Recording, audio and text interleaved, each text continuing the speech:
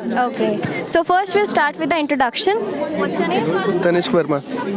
Umesh, Anuj, Dev. So we'll move on to the project presentation and the demo and the details. So please explain your presentation. So basically our project is deep learning based crop hill predictor.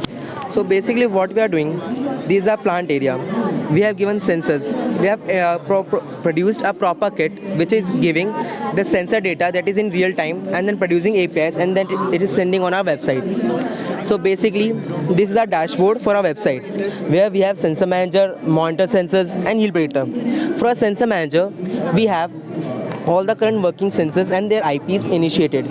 We can add or remove other IPs as per our produce or as per our requirements.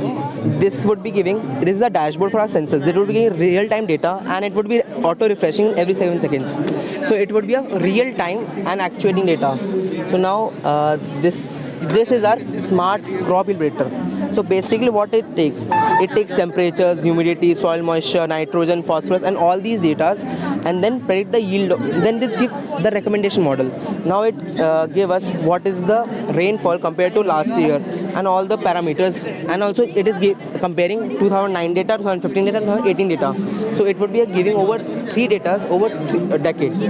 Now it would be the final produce of this product is it would be giving a prediction of yield like for per hectare and per ton for our current production. So basically this is for our real-time farmers who can give and check real-time data depending on their need and also keep their crop rotation as per the requirement.